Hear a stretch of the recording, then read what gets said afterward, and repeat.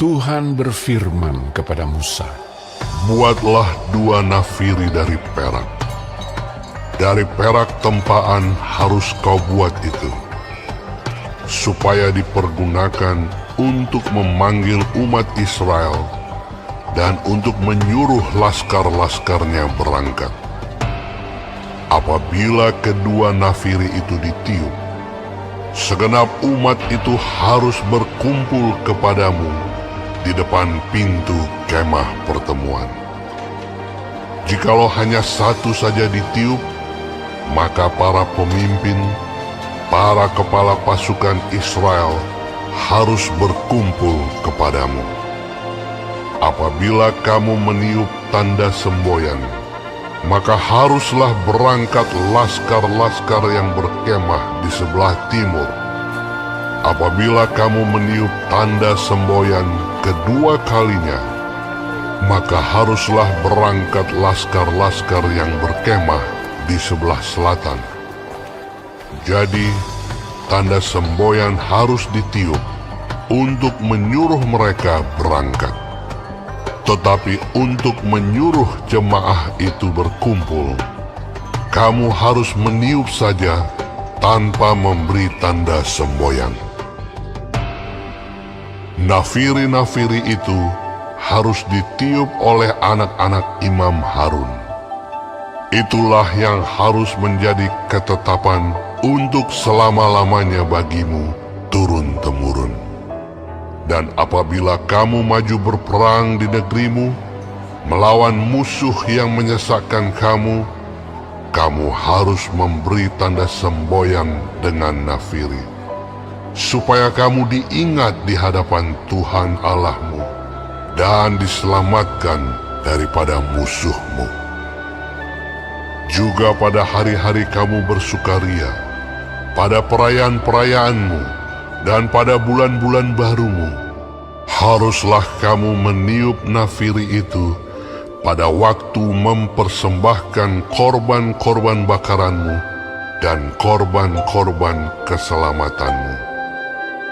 Maksudnya, supaya kamu diingat di hadapan Allahmu. Akulah Tuhan Allahmu. pada tahun yang kedua, pada bulan yang kedua, pada tanggal 20 bulan itu, naiklah awan itu dari atas kemah suci tempat hukum Allah. Lalu berangkatlah orang Israel dari padang gurun Sinai menurut aturan keberangkatan mereka. Kemudian diamlah awan itu di padang gurun Paran. Itulah pertama kali mereka berangkat menurut titah Tuhan dengan perantaraan Musa. Terdahulu berangkatlah laskar yang di bawah panji-panji Bani Yehuda menurut pasukan mereka. Yang mengepalai laskar itu ialah Nahason bin Aminadab.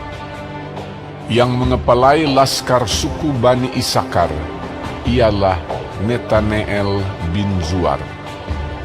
Yang mengepalai laskar suku Bani Zebulon ialah Eliab bin Helon. Sesudah itu kemah suci dibongkar, dan berangkatlah Bani Gerson dan Bani Merari yang mengangkat kemah suci itu. Kemudian berangkatlah laskar yang di bawah panji-panji Ruben menurut pasukan mereka. Yang mengepalai laskar itu ialah Elizur bin Jedeur. Yang mengepalai laskar suku Bani Simeon ialah Selumiel bin Zurisyadai. Yang mengepalai laskar suku Bani Gad ialah Eliasaf bin Rehuel. Sesudah itu berangkatlah orang Kehat yang mengangkat barang-barang tempat kudus. Kemah suci sudah dipasang sebelum mereka datang. Kemudian berangkatlah laskar yang di bawah panji-panji Bani Efraim menurut pasukan mereka. Yang mengepalai laskar itu ialah Elisama bin Amihud. Yang mengepalai laskar suku Bani Manasye ialah Gamaliel bin Pedazur. Yang mengepalai laskar suku Bani Benyamin ialah Abidan bin Gideoni. Sebagai barisan penutup semua laskar itu, berangkatlah laskar yang di bawah panji-panji Bani Dan menurut pasukan mereka. Yang mengepalai laskar itu ialah Ahiezer bin Amishadai. Yang mengepalai laskar suku Bani Asher ialah Pagiel bin Okran. Yang mengepalai laskar suku Bani Naftali ialah Ahira bin Enam. Itulah aturan keberangkatan orang Israel menurut pasukan mereka ketika mereka berangkat. Lalu berkatalah Musa kepada Hobab, anak Rehuel, orang Midian, mertua Musa. Kami berangkat ke tempat yang dimaksud Tuhan ketika Ia berfirman, "Aku akan memberikannya kepadamu." Sebab itu ikutlah bersama-sama dengan kami, maka kami akan berbuat baik kepadamu. Sebab Tuhan telah menjanjikan yang baik tentang Israel. Tetapi jawabnya kepada Musa, Aku tidak ikut, melainkan aku hendak pergi ke negeriku dan kepada sanak saudaraku. kata Musa, Janganlah kiranya tinggalkan kami, sebab Engkaulah yang tahu bagaimana kami berkemah di padang gurun. Maka Engkau dapat menjadi penunjuk jalan bagi kami. Jika Engkau ikut bersama-sama dengan kami, maka kebaikan yang akan dilakukan Tuhan kepada kami akan kami lakukan juga kepadamu.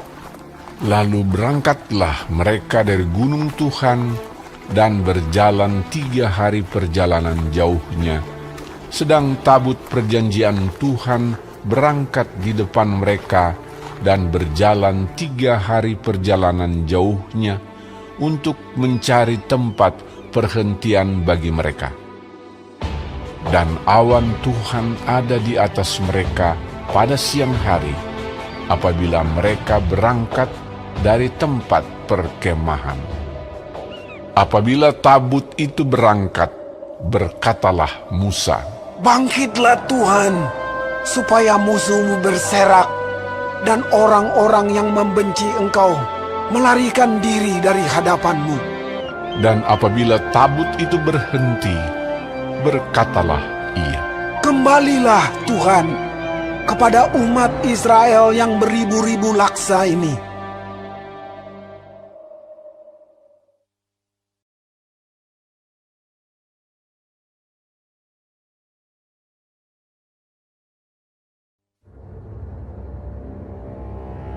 Pada suatu kali, bangsa itu bersungut-sungut di hadapan Tuhan tentang nasib buruk mereka. Dan ketika Tuhan mendengarnya, bangkitlah murkanya. Kemudian menyalalah api Tuhan di antara mereka dan merajalela di tepi tempat perkemahan. Lalu berteriaklah bangsa itu kepada Musa, dan Musa berdoa kepada Tuhan, maka padamlah api itu. Sebab itu orang menamai tempat itu Tabera, karena telah menyala api Tuhan di antara mereka. Orang-orang bajingan yang ada di antara mereka kemasukan nafsu rakus, dan orang Israel pun menangislah pula serta berkata, Siapakah yang akan memberi kita makan daging? Kita teringat kepada ikan yang kita makan di Mesir dengan tidak bayar apa-apa, kepada mentimun dan semangka, bawang pre, bawang merah dan bawang putih. Tetapi sekarang kita kurus kering, tidak ada sesuatu apapun, kecuali mana ini saja yang kita lihat. Adapun mana itu seperti ketumbar dan kelihatannya seperti damar bedolah. Bangsa itu berlari kian kemari untuk memungutnya. lalu menggilingnya dengan batu kilangan atau menumbuknya dalam lumpang.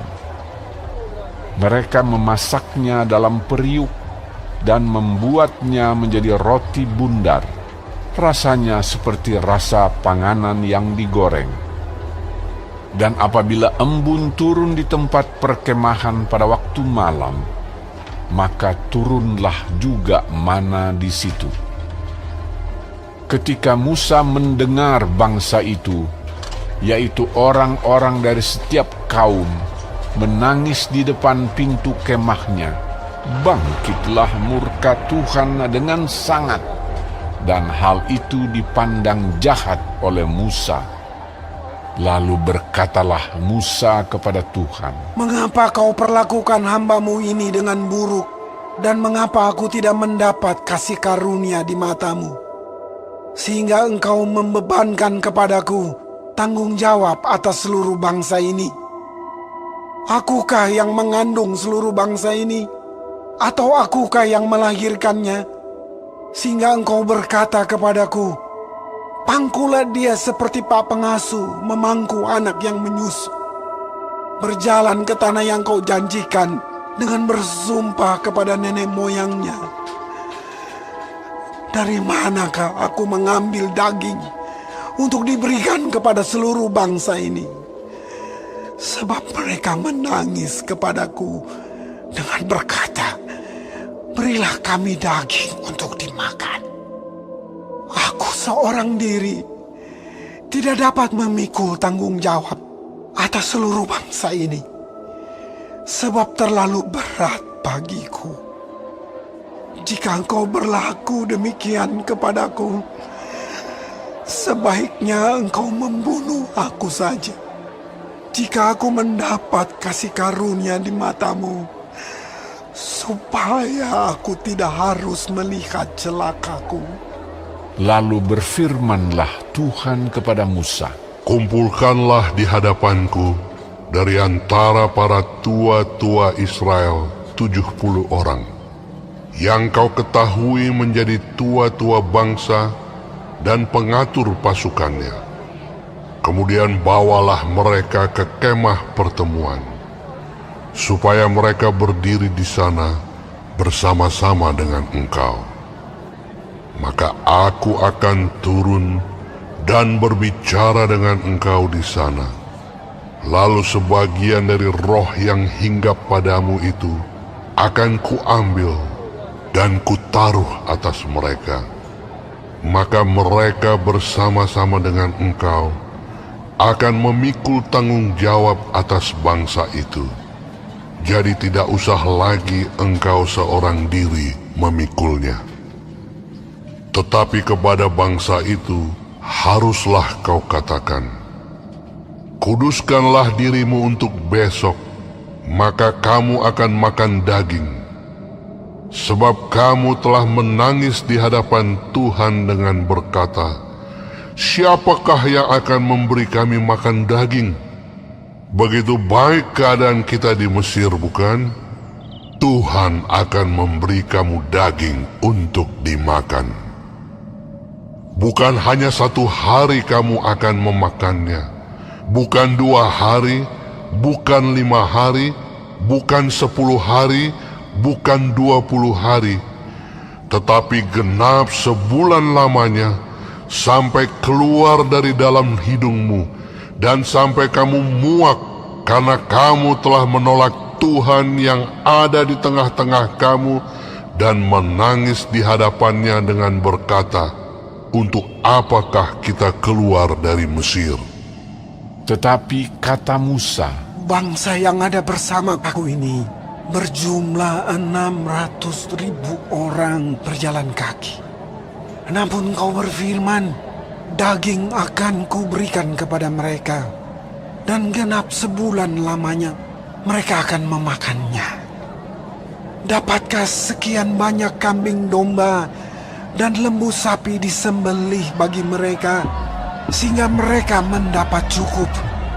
Atau dapatkah ditangkap segala ikan di laut bagi mereka, sehingga mereka mendapat cukup? Tetapi Tuhan menjawab Musa, Masakan kuasa Tuhan akan kurang untuk melakukan itu? Sekarang engkau akan melihat apakah firman-Ku terjadi kepadamu atau tidak. Setelah Musa datang keluar, disampaikannya firman Tuhan itu kepada bangsa itu. Ia mengumpulkan 70 orang dari para tua-tua bangsa itu dan menyuruh mereka berdiri di sekeliling kemah. Lalu turunlah Tuhan dalam awan dan berbicara kepada Musa. Kemudian diambilnya sebagian dari roh yang hinggap padanya dan ditaruhnya atas ke-70 tua-tua itu.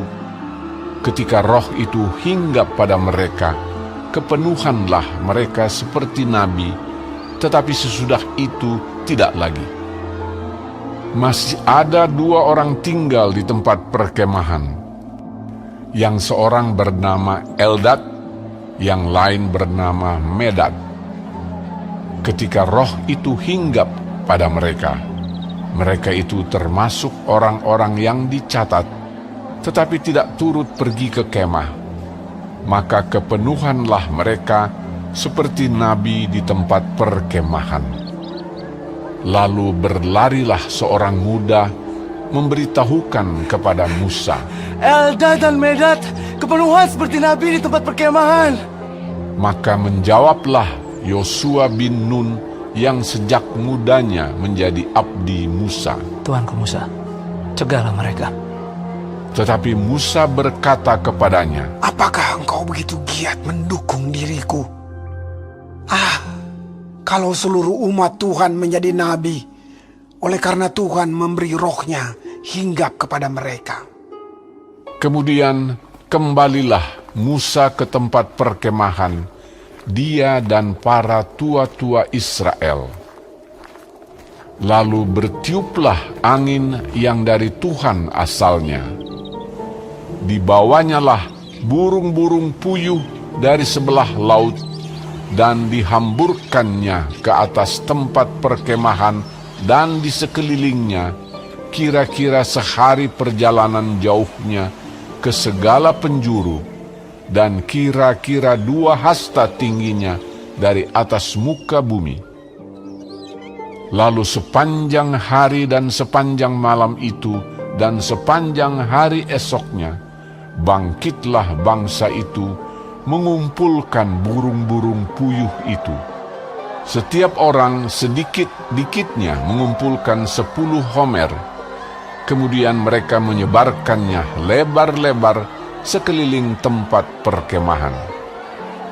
Selagi daging itu ada di mulut mereka, sebelum dikunyah, maka bangkitlah murka Tuhan terhadap bangsa itu, dan Tuhan memukul bangsa itu dengan suatu tulah yang sangat besar. Sebab itu dinamailah tempat itu Kibrot Ta'awa, karena di sanalah dikuburkan orang-orang yang bernafsu rakus. Dari Kibrot Ta'awa berangkatlah bangsa itu ke Hazerot, dan mereka tinggal di situ.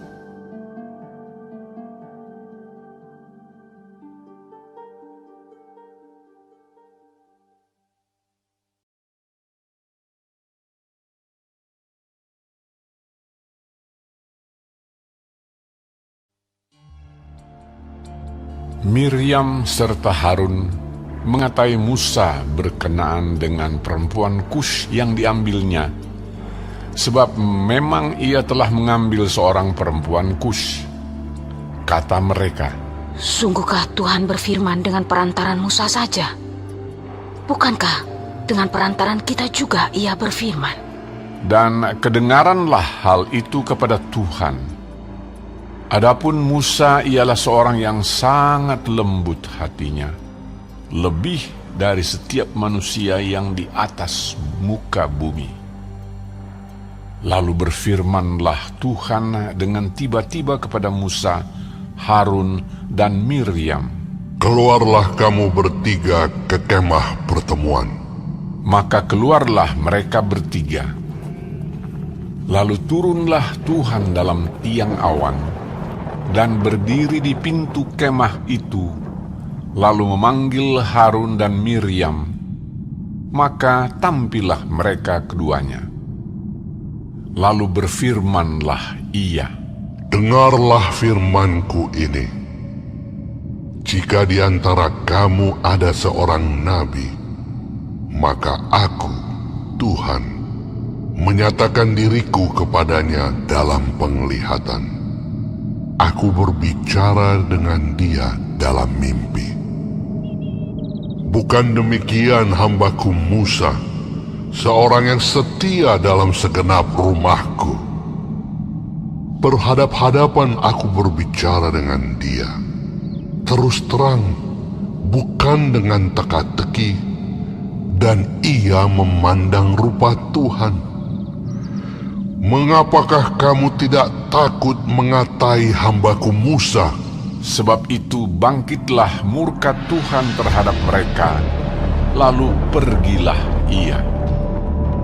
Dan ketika awan telah naik dari atas kemah, maka tampaklah Miriam kena kusta, putih seperti salju. Ketika Harun berpaling kepada Miriam, maka dilihatnya bahwa dia kena kusta. Lalu kata Harun kepada Musa, Tuanku, janganlah kiranya timpakan kepada kami dosa ini yang kami perbuat dalam kebodohan kami. Janganlah kiranya dibiarkan dia sebagai anak gugur yang pada waktu keluar dari kandungan ibunya sudah setengah busuk dagingnya. Lalu berserulah Musa kepada Tuhan, Ya Allah, sembuhkanlah kiranya dia. Kemudian berfirmanlah Tuhan kepada Musa, Sekiranya ayahnya meludahi mukanya, tidakkah ia mendapat malu selama 7 hari? Biarlah dia selama 7 hari dikucilkan keluar tempat perkemahan. Kemudian bolehlah ia diterima kembali. Jadi dikucilkanlah Miriam keluar tempat perkemahan 7 hari lamanya, dan bangsa itu tidak berangkat sebelum Miriam diterima kembali. Kemudian berangkatlah mereka dari Hazerot dan berkemah di padang gurun Paran.